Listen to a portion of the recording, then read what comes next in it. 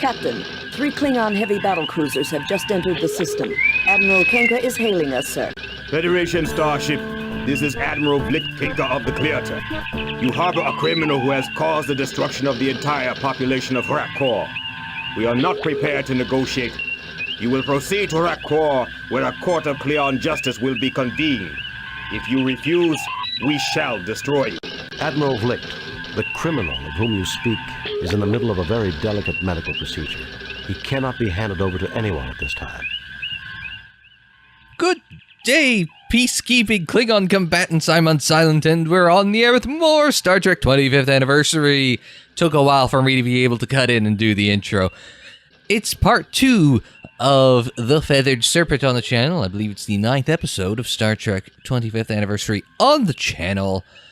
Last time out, we picked up Quetzalcoatl from Digifel, the planet Digifel, and we're busy dealing with the Klingons, who want Quetzalcoatl back.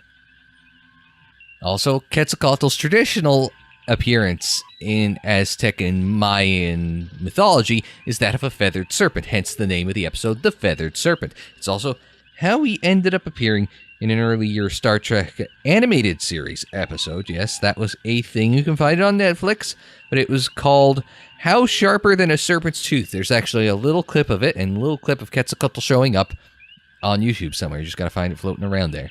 I cannot believe Quetzalcoatl's mission to Rakor would cause the deaths of the entire planet. Well, I have to agree with him there, since Quetzalcoatl was busy preaching peace in the last episode. Since when do Klingons give orders to Federation officers, Admiral? I realize it's difficult for a Klingon, but don't be a fool. Let's maybe not try that. Admiral Vlicht, the criminal of whom you speak, is in the middle I think this might be the best time-buying one we have here. His attempt to corrupt the Empire with his philosophy led to the destruction of all life on Rakor. How could a philosophy of peace and non-violence cause the destruction of all life on Rakor? Good question. Rakor has been governed by my family for generations, but even they were corrupted by him. It was a matter of honor that his lies had to be silenced, no matter what the cost. My God, you killed your own people just because they acquired a philosophy that you disagreed with? Well, that's a bit extreme, so he's responsible for the lives of all the people I killed. Klingon logic. So you killed them, your own family. You were responsible for their deaths, not Quetzalcoatl. 3 Klingon battlecruisers, otherwise I would pick that option. You murdered them. You're insane. Tell me, how much do your commanders know about what you did? Or do you need to kill Quetzalcoatl to hide your own deeds? You Klingon bastard, you killed my son. It's that same cadence, right? So you murdered them. You're insane. Now tell me, how should your commanders know? Okay, he kind of keeps on not quite going full ham Bill Shatner, but it's fun. You murdered them. You're insane. I'm Bill Shatner. I don't say every word like it's its own sentence. Clearly, I say sentences 3 words at a time. My God, you killed your own people just because they acquired a philosophy that you disagreed with? This is the one I seek. It was that creature's fault. Had he not interfered in our affairs, the people of Rakor would be alive. Clearly, he is responsible. Message from Starfleet Command. Now what? I'll argue this with you later, Vlicht. Contact your superiors, Kirk. You may be surprised. I have bad news, Captain. The Organians have ruled that Quetzalcoatl's interference in Klingon affairs renders him subject to Klingon law. You are to turn your prisoner over to them at Rakor. Klingon law will permit you to observe or aid in his defense. But be very careful, Jim. Starfleet out. Captain, you cannot turn him over to those butchers. That would be murder. We have no choice, Scotty. I'm afraid Quetzalcoatl has a date with Klingon justice. Set course for Rakor, Mr. Chekhov. Well, this just got interesting. Well, and straight into orbit, too. All right, so... Bonsoir. We have come to the ruined Klingon planet of Rakor to deliver our guest, the mythical entity Quetzalcoatl, to a Klingon court. Dr. McCoy, Mr. Spock, and Ensign Benny and I have been granted permission by the Organians to witness this trial, which I expect to be a travesty of any meaningful definition of justice. Spock, come with me. Mr. Scott, you have the con. We're just getting right into this. Bye, Mr. Kyle. We're about to go on trial. The prisoner and his witnesses will stand forth, so the trial may begin. You're not Vlicht. Okay. The hell's going on? This is the famous seal of the Klingon Empire. Some things don't change. A Klingon guard. A big Klingon guard. A big Klingon guard with his disruptor ready to fire on anyone who gives him trouble. I get the point. Don't shoot at him. Got it. Admiral Vlicht, commander of the Klingon flagship Klirta. All right, well, I guess we better take center stage. So, Kirk, we finally meet. I had thought it would be in battle, but the universe holds many surprises. There's nothing less appealing than a gloating Klingon, Vlicht. Let's get this trial underway. Vlicht is a good-sounding Klingon. I will give them that. They cast a fantastic Klingon voice actor for this. Stick around, Vlicht. There are more surprises awaiting you. Why does every Klingon tell me they expected to meet me in battle? You really have a one-track mind. That is for sure. I will agree with you there, Jim. There's nothing less appealing than a gloating Klingon, Vlicht. Let's get this trial underway. Stick around, Vlicht. There are more surprises awaiting you. There's nothing less appealing than a gloating Klingon, Vlicht. Let's get this trial underway. Let's do this one, just for fun. So be it! This begins the trial of the entity Quetzalcoatl, who is charged with impersonating a Klingon, stirring dissent, encouraging cowardice, and treason in the highest degree. Those are serious charges, Vlicht. Should he not be tried by a Klingon High Court? He has not demonstrated honor, Kirk. Only a proven warrior may be tried in High Court. Principles of honor are not applicable to his defense. I'm a warrior, Vlicht. I hereby intervene for him and demand the honors and responsibilities of a warrior's trial. Well, that suddenly got interesting now, didn't it? Then this trial is a mockery for the entire galaxy to see. Let's not piss off the Klingons entirely. Oh, well, I'm afraid you're on your own, Quetzalcoatl. Warrior's trial or peace, dude, you're on your own. Let's be honest. What was the time that Mr. Worf got shocked with the pain sticks? Was that like a naming right under Klingon law or something like that? Not like a trial? It seems like option one is trial by combat, you know? I hereby intervene for him and demand the honors and responsibilities of a warrior's trial. It's the longest answer. It seems like that would therefore be the correct one. So I'm inclined to go with this one. Though I'm a little worried about this guy here, like, you know, sweeping me off my feet, punching all my teeth out, putting his thumbs in my eyes and squeezing until my head pops like a grape, you know? I'm still traumatized over that, damn it. A Federation officer claiming the rights of a Klingon warrior. How dare you insult me, Kirk? I've faced Klingons both in personal and ship-to-ship combat. Your own records will confirm this. If I'm not worthy of their honors, why didn't they kill me? That oversight, Kirk, is easily rectified. You and your 3 companions may face the test that we set for the Defender. Then we shall see if you are as worthy as a Klingon. I want your word of honor, Vlicht, that Quetzalcoatl will not be harmed while we take these tests. Very well. You have my word. Captain Calarax, transport them to the test of life. Oh, for the love of crap. Not much is known about Rakur, Ensign. This would appear to be some sort of a mining installation. That creature might be a native life form. A test of What creature? that is the Klingon way. I somehow doubt that Vlicht intends for us to survive this, whatever the outcome. We're the only thing that stands between him and the killing of Quetzalcoatl that he can justify. Why should he worry about justification, Captain? He's a Klingon. Murder is as natural to them as breathing. That's not true, Ensign. However, I suspect that Vlicht's attack on Rakur exceeded his orders. He needs Quetzalcoatl as a scapegoat, and he needs a fair trial to avoid an inquiry of his own action. And our deaths will be the only way he can get it. Great. Well, what happened to Ensign Strachey there? All right. Now what the hell is this native creature you're talking about? Like, This section of wall was carved by some sort of plasma field. It's sort of corrugated there, kind of like this wall over here. There's a door there. You look but see nothing of note. A door. Control panel. A slightly antiquated Klingon lock mechanism. A slightly antiquated... Okay. So we've got a Klingon lock. We've got a giant electrical A field field. of static lightning. It seems to be moving in a purposeful manner. A field of static... Okay. We have sticks. These wooden rods are support beams that were not placed. And we've got a bunch of other folk. Your ever-logical friend, Spock. Your ever-emotional friend, Dr. McCoy. It's clever. Clever. I keep saying it's a clever written game.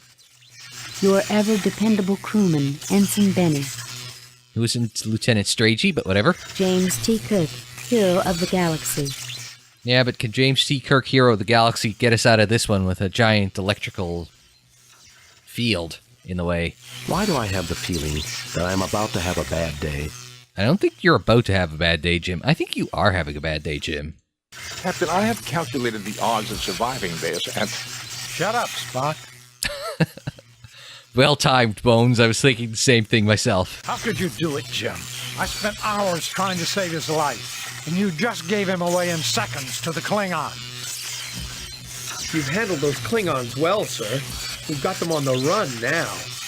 Well, Benny and Bones don't seem to be getting along with this one. All right, so here's what we're going to do.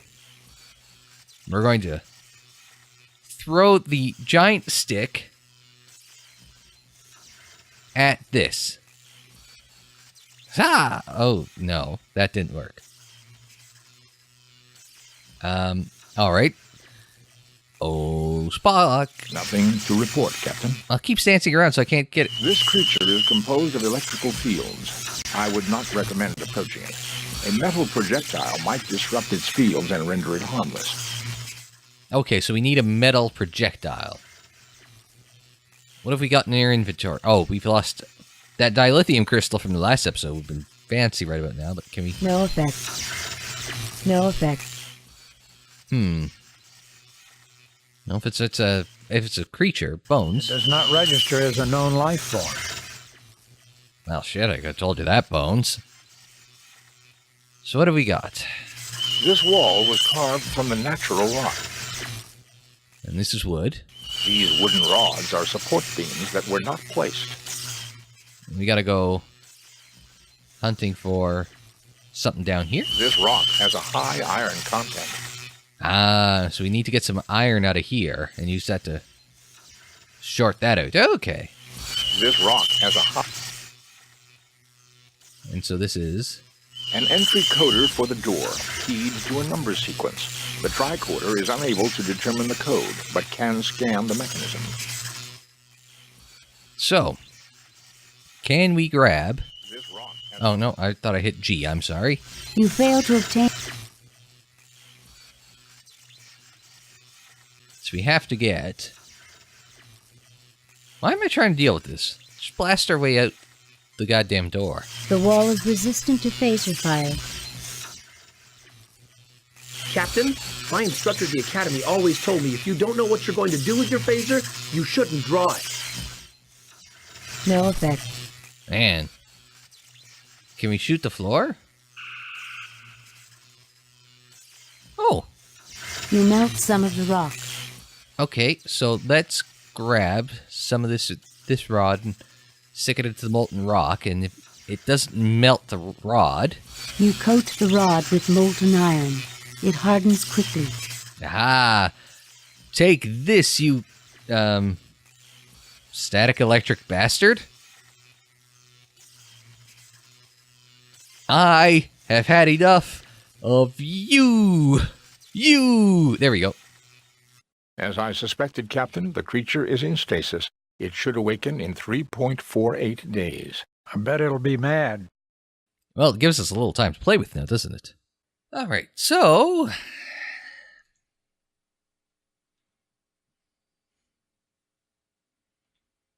Can we do anything with this, Spock? We do not know the code, Captain. All right. So what do you advise, Spock? Captain, I have calculated the odds of surviving. Shut up, Spock! Shut up, Spock. You've handled those Klingons. How could you do it, Jim? Yeah, nobody's got anything for me. Why do I have the feeling that I'm about to have a bad... So do I know the code? There is nothing at the moment. Okay, let's see. Benny, can you do this? You want me to smash it? But that's our only way out of it. All right. An entry coder for the door, keyed to a number sequence. The tricorder is unable to determine the code, but can scan the mechanism. All right, let's pick. You fail to obtain... I can't pick up the rod? Captain, I would strongly recommend against disturbing the rod. It could result in awakening the creature, or possibly electrocuting you. Okay, so the rod has captured the creature. Why don't we grab one of these rods, and we'll just use it to smash our way through.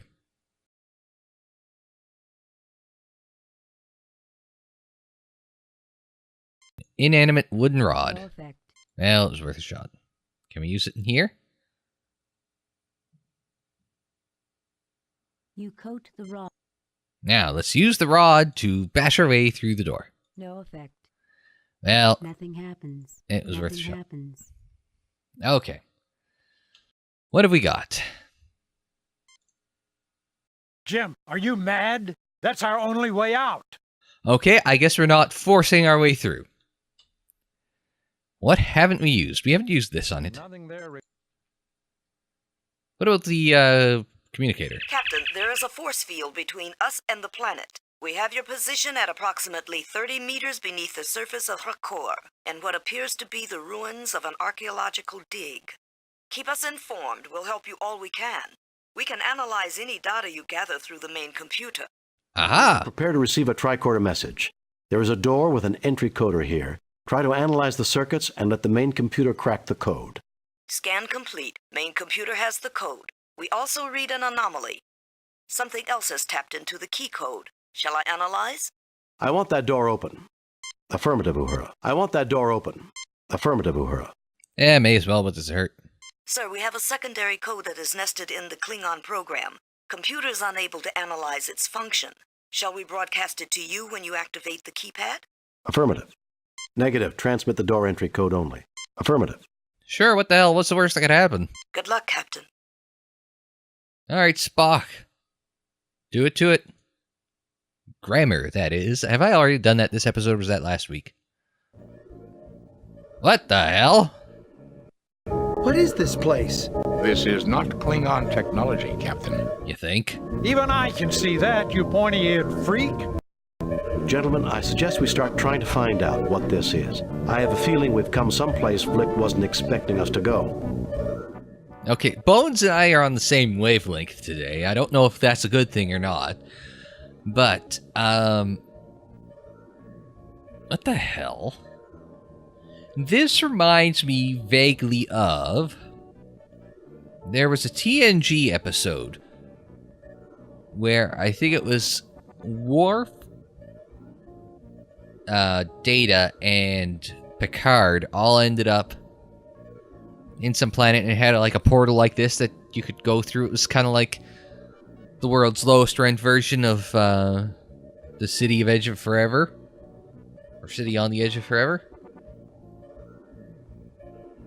Yeah, that's what it reminds me of. That I cannot remember the name of that TNG episode. It's an early one. It's like a first or second season one, if memory serves. But all right, gentlemen, what do you think? I suspect, Captain, that the machinery is activated by placing the gems in the proper slots. We should determine a system for this. Well, this looks like a good system for it. Red, green, blue. We've got to get out of here, Jim. Astute observation, Bones. What's your name again? Benny. I guess I should have taken a few more science courses at the academy.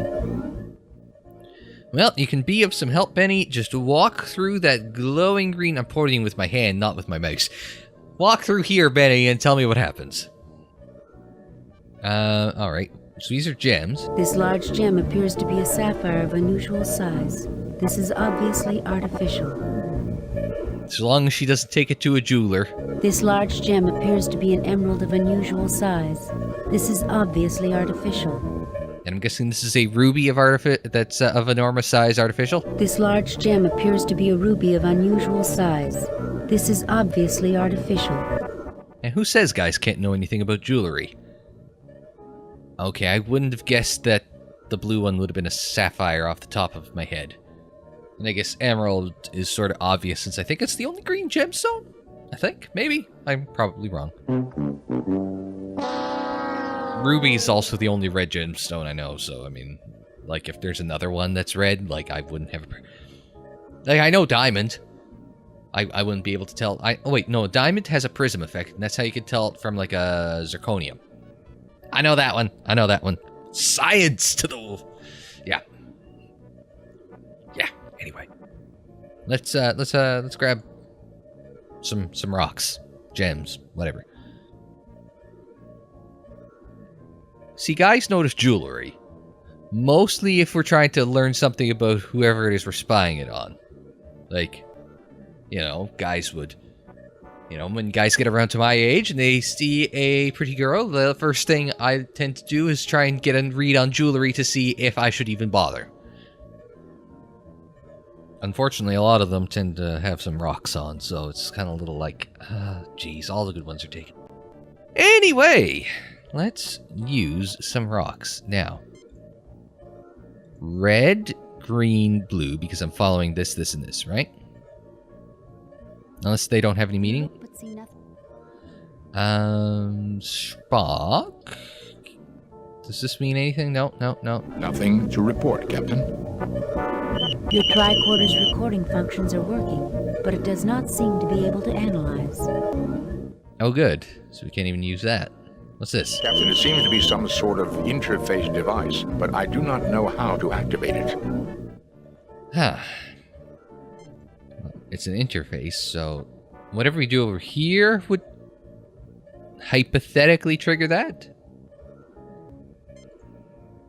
We could just throw the rod at it. Combination is restricted to higher order functions. Neural interlink required. Interface. Interface. Not prime for neural interlink. Not prime for neural... Well, I suspect, Captain, that the machinery... Okay, that doesn't help. Alright, so Spock...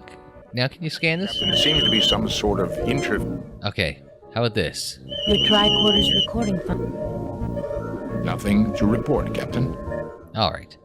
So that's gone green. You know what? Let's just grab everything over here. Let's just grab everything and figure it out from here. If we do it right, do you think all three of them would have a pillar of light come up from them? So maybe we don't go blue there, we go red there? Oh, it's gone out.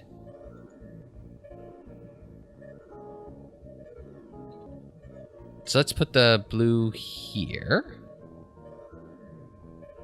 And then we'll use the red here. To use any light, the first crystal must correspond to the color of the light.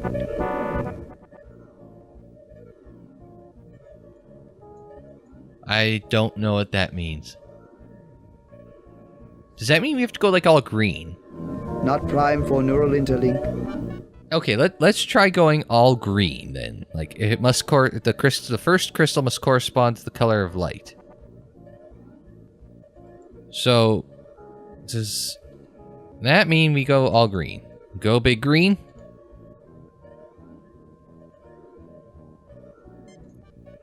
Which was in that sort of early 90s. The high mentalic of Rakur. For defense, use the light of war.